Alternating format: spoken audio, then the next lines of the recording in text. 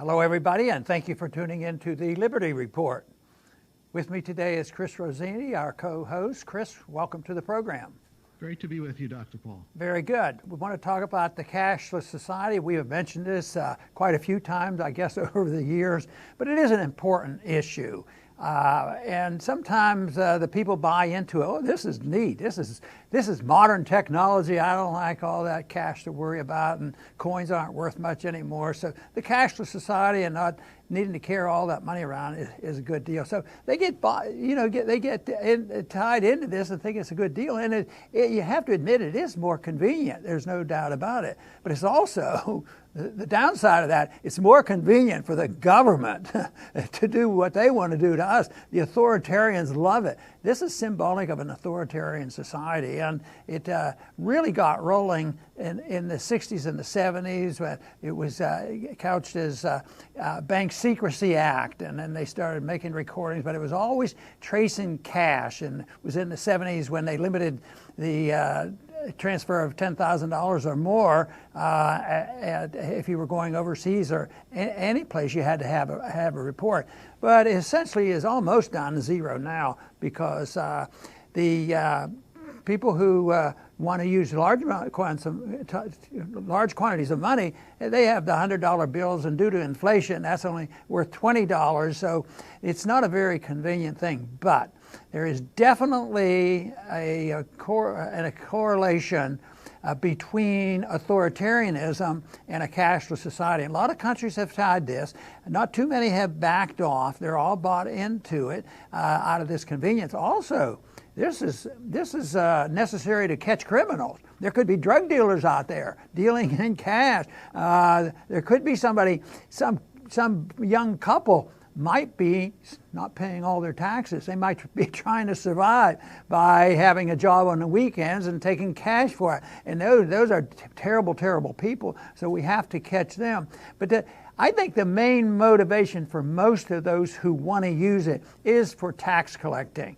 And I think what they would love to do is have no tax, but have a system of taxation on all items, and this would be a way to keep a record of it. The value-added tax is what so many of them want.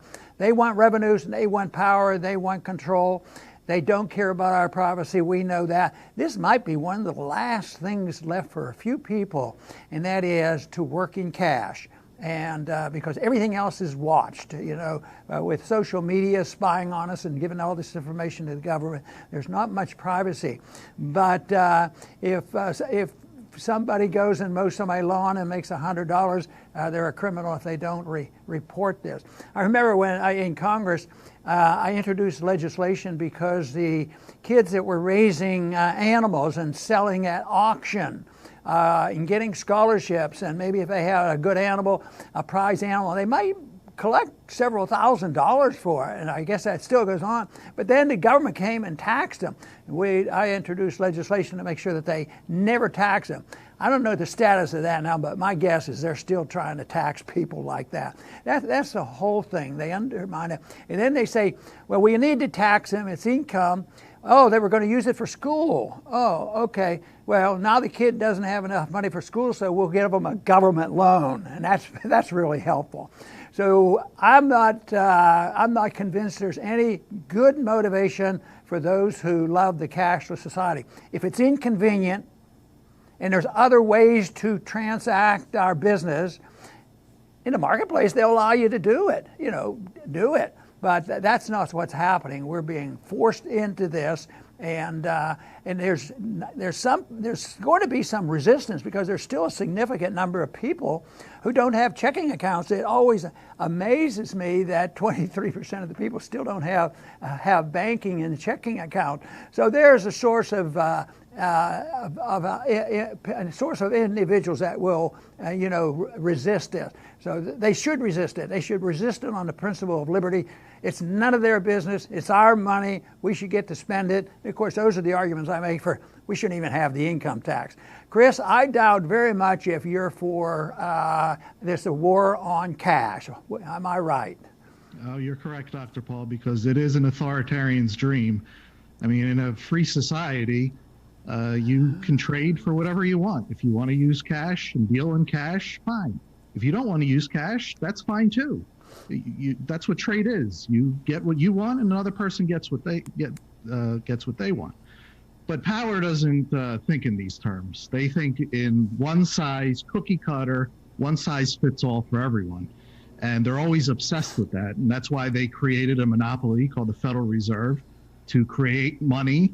And it creates as much money as the government wants to fund whatever the government wants. So they shove this aside for keeping a financial check on government.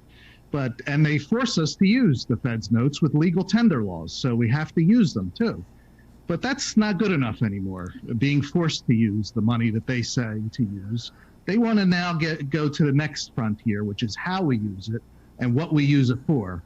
And that's where the war on cash comes in. Right. And, their other goal is to get people to spend the money. If they have cash and they don't earn any interest, or they have to pay the bank to keep it if there's negative interest rates, forcing people into credit cards, well, already without forcing more people into it, there's over $1 trillion worth of credit card debt.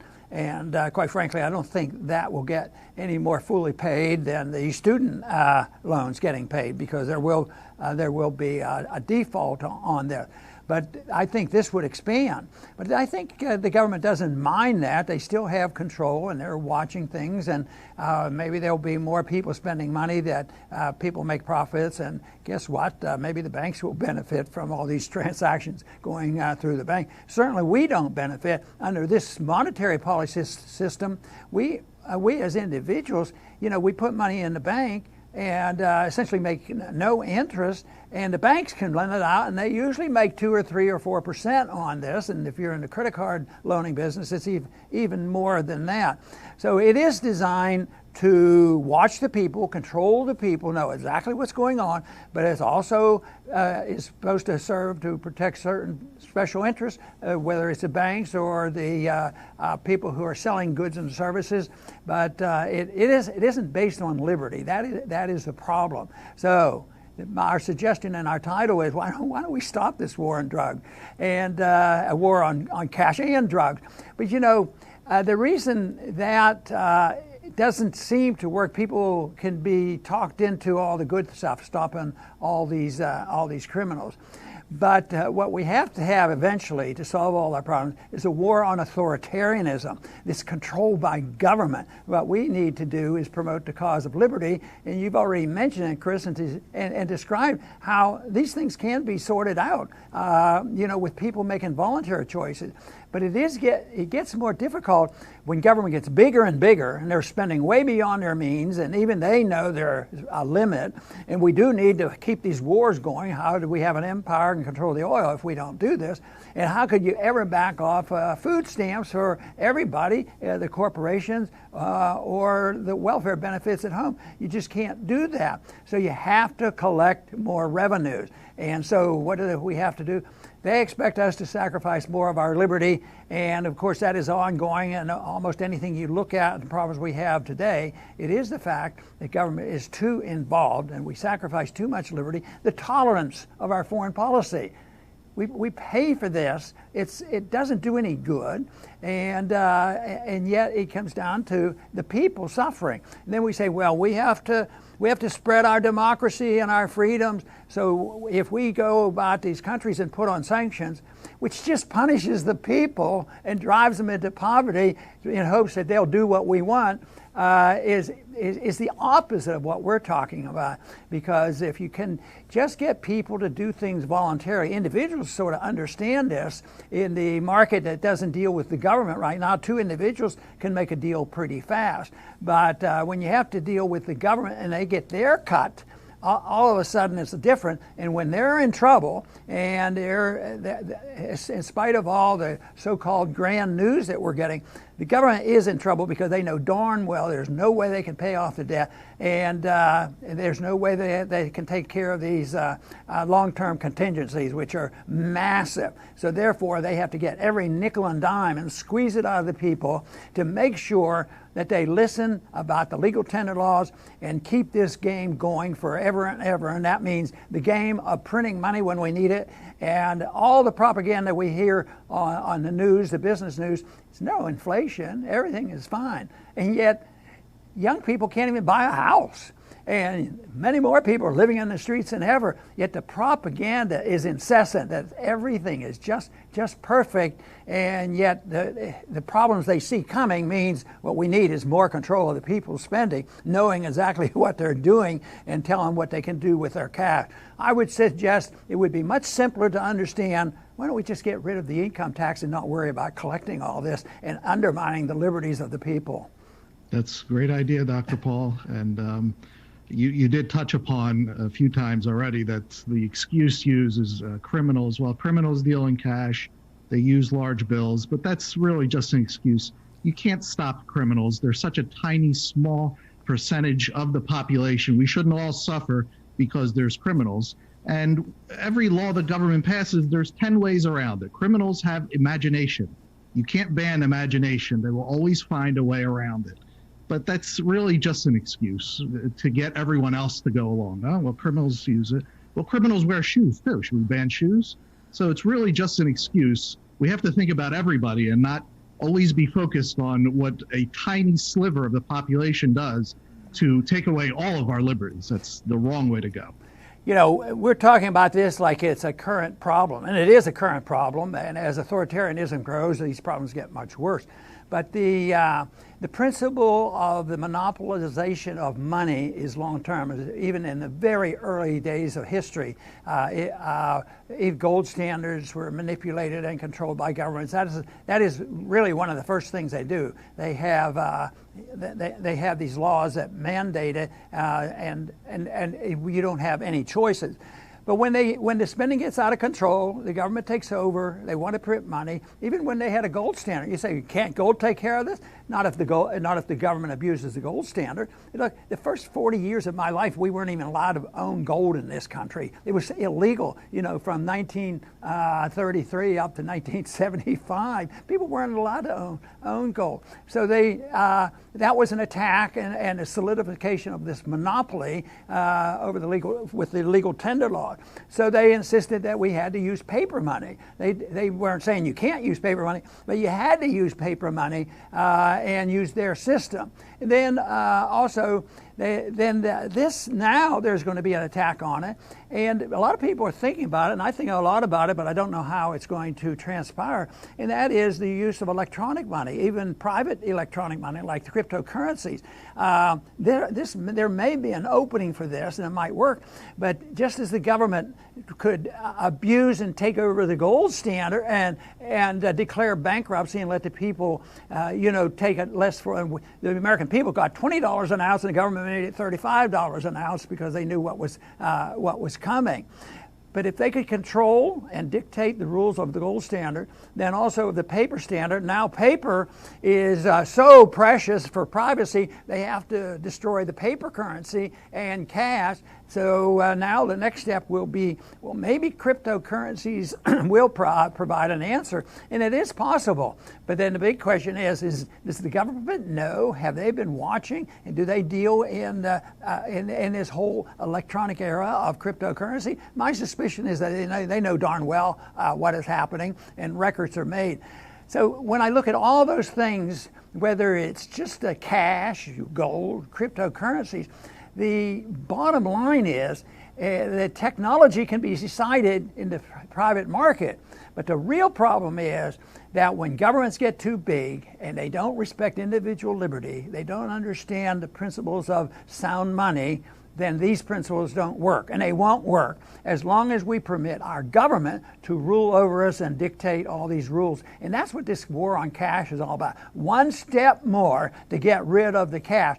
Now, quite frankly, I mentioned a number of people still don't have bank accounts, so it won't be real smooth. I just hope it awakens people and say, hey, this is too much. I ought to be able to go and just use cash if I want to. I shouldn't have to have these records. Oh boy, I heard a guy got in a lot of trouble he had a few gold coins and he was going overseas.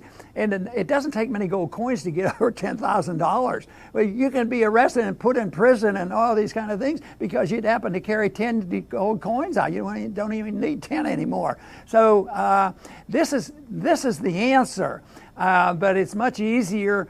And I even understand the temptation because I see standing in line that people go through the line faster if they have a credit card, and they don't pay cash. People, our young people now that run these cashiers don't know how to make change, so they sometimes slow us up. So there is a practical benefit by it, but I don't want the government deciding what is good for us. And we need to do two things. We just need to legalize freedom and make sure they don't have an income tax passed on us. That's right, Dr. Paul. And I'll finish. This is a totalitarian dream. And we already have all our digital phones, social media, they're monitoring everything. It's already being sent to government databases for storage. We have a small slither left with being able to go out to the store and buy something, and nobody knows, nobody has to know what we're doing. This is our life to live. But if money is digits and it's all controlled by government, they will know everything that you buy, wherever. And not only, it's not just knowing, they want to tell you what to buy. What if they look at all your transactions and decide, you know what, this is all dangerous to climate change. Your carbon footprint is too big. And they start dishing out less digits for you to use. Or they may think you're overweight and cut you off if you want to go eat something. And this isn't like this, this is paranoid stuff. Look at what's happening in China. They're implementing this stuff, real stuff. And there's no reason to think that the government here isn't looking at China and learning and saying, okay, these are great ideas. That's the authoritarian mindset. That's what they want. They want to control people. We shouldn't let them take away the cash because it's just one less thing, one less liberty that we'll have. We can be assured that there's a fair amount of monitoring on this subject, say in a country like Venezuela. But we can be also sure that there's plenty of underground economic system going there. Somebody's going to have something that they can trade and avoid it. That is just human nature. Even in the Soviet system, they did. Every place they goes and puts more clamps down more. There's ways to get around it. When problems occur, it should excite people to move in the right direction. But you take in our Depression, when Roosevelt came along, he says, we need to take away the right of you to own gold. We don't want you dealing in gold. It's not good for the country. And there wasn't any, they were more concerned about the Depression and not having a job. So they didn't really care or connect the two together. So in the time of a depression, there's going to always be an underground economy the real marketplace, that is. That's going to rise up. But then there's also, what will the government do? In our depression, the government got bigger and more authoritarian. But I would like to think and hope that when a crisis comes, or when it comes, when the deficit is no longer sustainable and the dollar is no longer viable under this world financial system, that people will look to what we can do for the soundness of the currency and the principles of liberty. And that means we could come out of it in a positive way, rather than just saying, really liberty wasn't regained after the Depression, and it's been nibbled away with ever since because we've had war and welfare ever since, and yet we've had prosperity, and that has lulled the people to sleep. But what happens when the prosperity dissipates? And I happen to believe that all wealth based on debt will eventually dissipate because trust will be lost. You can't convey trust into this fiction that a Federal Reserve Board will come to the rescue, even if they have to have a new monetary theory that print the money faster. That it's not going to work, but it is an opportunity for us to spread the message of liberty and sound economic policy. I want to thank everybody for tuning in today to the Liberty Report. Please come back soon.